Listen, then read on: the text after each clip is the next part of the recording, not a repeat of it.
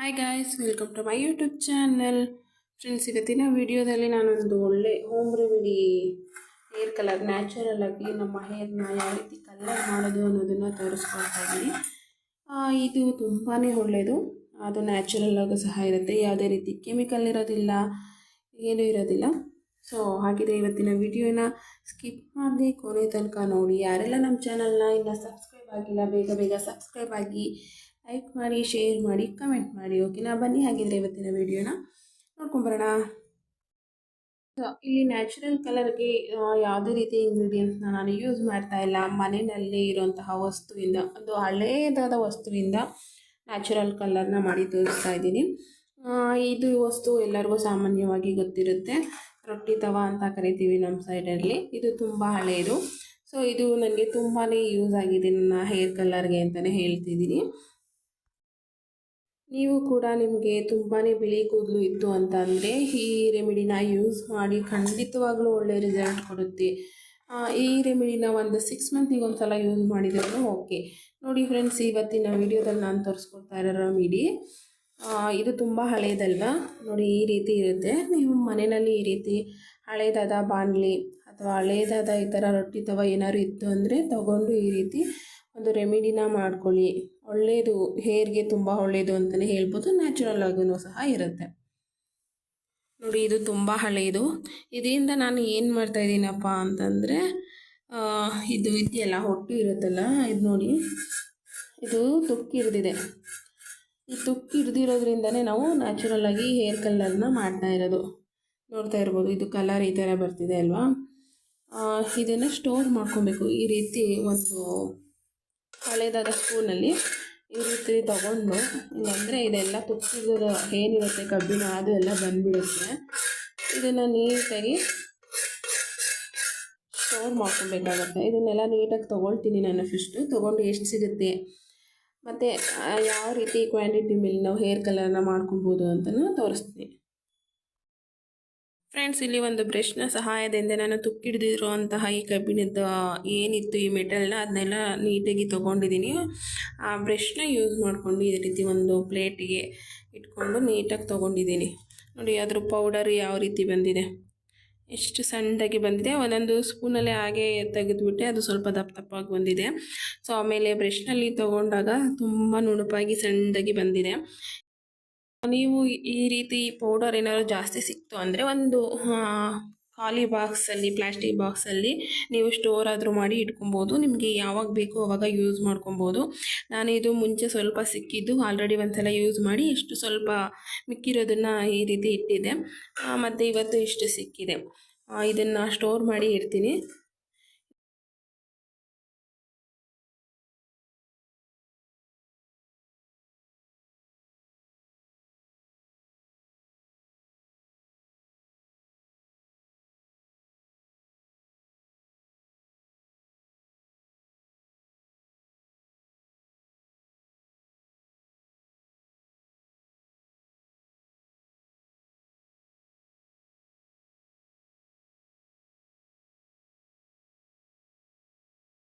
ನಾನು ಸ್ವಲ್ಪ ಪೌಡರು ಮತ್ತು ಸ್ವಲ್ಪ ನೀರನ್ನ ಮಿಕ್ಸ್ ಮಾಡಿಕೊಂಡು ಒಂದು ಪೇಸ್ಟನ್ನು ತಯಾರು ಮಾಡ್ಕೊಳ್ತಾ ಇದ್ದೀನಿ.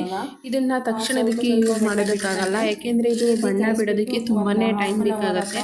ಒಂದು 24 ಅವರ್ಸ್ ಆದ್ರೂ ಬೇಕಾಗುತ್ತೆ. ಇದನ್ನು ಸ್ವಲ್ಪ ನೀವು ಅರ್ಜೆಂಟಿಗೆ ಯೂಸ್ ಮಾಡಬೇಕು ಅಂದರೆ ಈ ರೆಮಿಡಿನ ಅರ್ಜೆಂಟಿಗೆಲ್ಲ ಯೂಸ್ ಮಾಡೋದಕ್ಕಾಗಲ್ಲ. ಇವಾಗ ನಾನು ಇದನ್ನು ಸ್ವಲ್ಪ ಟೈಮ್ ಕೊಟ್ಟರೆ ಮಾತ್ರ ಒಳ್ಳೆ ಗುಡ್ ರಿಸಲ್ಟ್ ಮಾತ್ರ ಕೊಟ್ಟೇ ಕೊಡುತ್ತೆ ಇದು. ನೆಕ್ಸ್ಟ್ ರೆಮಿಡಿ, ನೀವು ಒಂದೇ ದಿನದಲ್ಲಿ ನನಗೆ ನ್ಯಾಚುರಲ್ ಕಲರ್ ಬೇಕು ಅಂದರೆ ಈ ರೆಮಿಡಿನ ಸಹ ಯೂಸ್ ಮಾಡಬಹುದು. ಈ ರೀತಿ ಪುಡಿನೆಲ್ಲ ತೊಗೊಂಡಾದ್ಮೇಲೆ ನಾನು ಚೆನ್ನಾಗಿ ಒಂದು ಸ್ವಲ್ಪ ಬಿಸಿನೀರು, ಬೆಚ್ಚಗಿರೋ ಅಂಥ ಬಿಸಿನೀರು ತೊಗೊಂಡಿದ್ದೀನಿ. ಬಿಸಿನೀರನ್ನ ಈ ತವ ಮೇಲೆ ಈ ರೀತಿ ಫುಲ್ಲು ಸ್ಪ್ರೆಡ್ ಮಾಡೋ ಥರ ಹಾಕೊಬೇಕಾಗತ್ತೆ. ಈ ಥರ ಸ್ವಲ್ಪನೇ ಸ್ವಲ್ಪ ಸ್ವಲ್ಪ ಸ್ವಲ್ಪ ಹಾಕೋತಾ ಇರಬೇಕು. ಈ ರೀತಿ ಚೆನ್ನಾಗಿ ಹಾಕ್ಕೊಂಡು ಬಿಸಿನೀರನ್ನ ನಾವು ಯಾವ ಬ್ರಷಲ್ಲಿ ಅದನ್ನು ತಗೊಂಡಿದ್ದೋ ಅದೇ ಬ್ರಷಲ್ಲಿ ಈ ರೀತಿ ಮಾಡಿದರೆ ಅದು ಬಣ್ಣ ನೀಟಾಗಿ ಬಿಡುತ್ತೆ.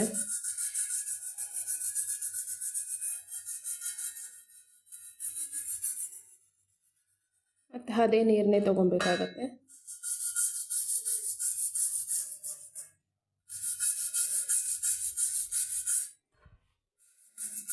ಇಲ್ಲಿ ಯಾವುದೇ ಸಹಾಯ ಇಲ್ಲ, ಹಾಗಾಗಿ ಸ್ಟ್ಯಾಂಡಿನ ಸಹಾಯ ಇಲ್ಲದೇ ಇರೋ ಕಾರಣ ನಾನು ಒಂದು ಗ್ಲಾಸ್ ಯೂಸ್ ಮಾಡ್ಕೊಂಡಿದ್ದೀನಿ. ಸೊ ನಿಮಗೆ ವಿಡಿಯೋ ಸ್ವಲ್ಪ ಬ್ಲರ್ರಾಗಿ ಅಥವಾ ನೀಟಾಗಿ ಕಾಣದೇ ರೀತಿಯೂ ಸಹ ಇರ್ಬೋದು.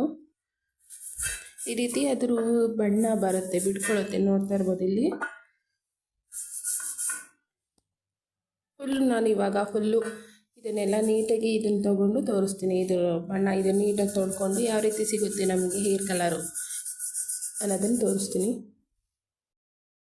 ಈ ರೀತಿ ನೀಟಾಗಿ ಒಂದು ಬ್ರಷಲ್ಲಿ ಚೆನ್ನಾಗಿ ತೊಗೊಂಡಿದ್ದೀನಿ, ಉಜ್ಜಿದ್ದೀನಿ. ಚೆನ್ನಾಗಿ ಉಜ್ಜಿದ ತಕ್ಷಣ ನೋಡಿ ಅದ್ರ ಬಣ್ಣನ ಬಿಟ್ಟಿದೆ, ಅದು ತುಕ್ಕಿಲ್ದಿರೋದು ಏನಿದೆ ಅದು ಬಿಟ್ಟಿದೆ. ಇವಾಗ ತೋರಿಸ್ತೀನಿ. ಸ್ವಲ್ಪ ನೀರು ಹಾಕೊಳ್ಳಿ.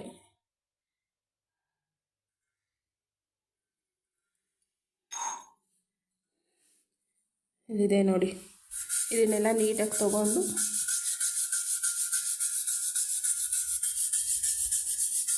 ಸ್ವಲ್ಪ ನೀರು ಯೂಸ್ ಮಾಡಿಕೊಂಡು ನೀಟಾಗಿ ಇದನ್ನೆಲ್ಲ ತೊಗೊಳ್ತೀನಿ. ಈ ರೀತಿ ಇದನ್ನು ಚೆನ್ನಾಗಿ ಒಂದು ಬ್ರಷ್ನ ಸಹಾಯದಿಂದ ಇದರಲ್ಲಿರುವಂತಹ ತುಕ್ಕಿಡ್ದಿರುವಂತಹ ಮೆಟಲ್ನೆಲ್ಲ ತೊಗೊಂಡು ಚೆನ್ನಾಗಿ ಬಿಸಿನೀರಲ್ಲಿ ಹಾಕಿ ಒಂದು ತಟ್ಟೆನಲ್ಲಿ ತೊಗೊಂಡಿದ್ದೀನಿ, ಗೊತ್ತಾಗಲಿ ನಿಮಗೆ ಅಂತ. ನೋಡಿ ಈ ರೀತಿ ಪೇಸ್ಟ್ ಸಿಗುತ್ತೆ. ಸ್ವಲ್ಪ ನೀರು ಯೂಸ್ ಮಾಡಿಕೊಂಡು ನೀವು ಈ ರೀತಿ ಒಂದು ಪೇಸ್ಟ್ನ ತೊಗೊಳ್ಳಿ. ಈ ಪೇಸ್ಟಿಗೆ ನೀವು ಸ್ವಲ್ಪ ಯಾವ ಮೆಹಂದಿ ಪೌಡರ್ನ ಯೂಸ್ ಮಾಡ್ತೀರಾ ಆ ಮೆಹಂದಿ ಪೌಡರ್ನ ಯೂಸ್ ಮಾಡ್ಕೊಬೋದು. ಆ ಮೆಹಂದಿಗೆ ಸ್ವಲ್ಪ ಮೊಸರು, ಸ್ವಲ್ಪ ನಿಂಬೆ ರಸ ಹಾಕ್ಕೊಂಡ್ರೆ ಕೂದಲು ಕೂಡ ತುಂಬ ಸಾಫ್ಟ್ ಆಗುತ್ತೆ. ಇದನ್ನು ಮೆಹಂದಿ ಪೌಡರ್ ಜೊತೆ ಈ ರಸನ ಮಿಕ್ಸ್ ಮಾಡಿ ಫುಲ್ಲು ಒಂದು ನೈಟ್ ಬಿಟ್ಟರೆ ನಿಮಗೆ ನ್ಯಾಚುರಲ್ ಹೇರ್ ಕಲರ್ ಕೂಡ ಸಿಗುತ್ತೆ. ಕಲರ್ ನೋಡ್ತಾ ಇರ್ಬೋದು ಇಲ್ಲೇ ಯಾವ ರೀತಿ ಕಲರ್ ಗೊತ್ತಾಗ್ತಿದೆ ಅಂತ. ಇದು ಫುಲ್ಲು ಒಂದು ನೈಟ್ ಬಿಟ್ಟು ಈ ರೀತಿ ನಾನು ಒಂದು ಪ್ಲಾಸ್ಟಿಕ್ ಕಂಟೈನರ್ಗೆ ನಾನು ಸ್ಟೋರ್ ಮಾಡಿ ಇಡ್ತೀನಿ. ನನಗೆ ಬೇಕಾದಾಗ ನಾನು ಯೂಸ್ ಮಾಡ್ಕೊಳ್ತೀನಿ. ಇದು ವೇಸ್ಟ್ ಏನಲ್ಲ, ಇದನ್ನು ಸಹ ಇದರೊಳಗಡೆ ಮಿಕ್ಸ್ ಮಾಡಿದರೆ ಇದು ಕಲರ್ನ ಇನ್ನೂ ಚೆನ್ನಾಗಿ ಬಿಟ್ಟಿರುತ್ತೆ. ನಾನು ಇದೇ ಕಂಟೈನರ್ಗೆ ನಾನು ಯೂಸ್ ಮಾಡೋವಂತಹ ಹಾತಿ ಮೆಹಂದಿ ಪೌಡರ್ನ ಮಿಕ್ಸ್ ಮಾಡಿಕೊಂಡು ಹಚ್ಕೊಂಡ್ರೆ ಕಲರ್ ನ್ಯಾಚುರಲ್ ಆಗಿ ಕಾಣಿಸುತ್ತೆ, ನಮ್ಮ ಹೇರ್ ಕಲರು.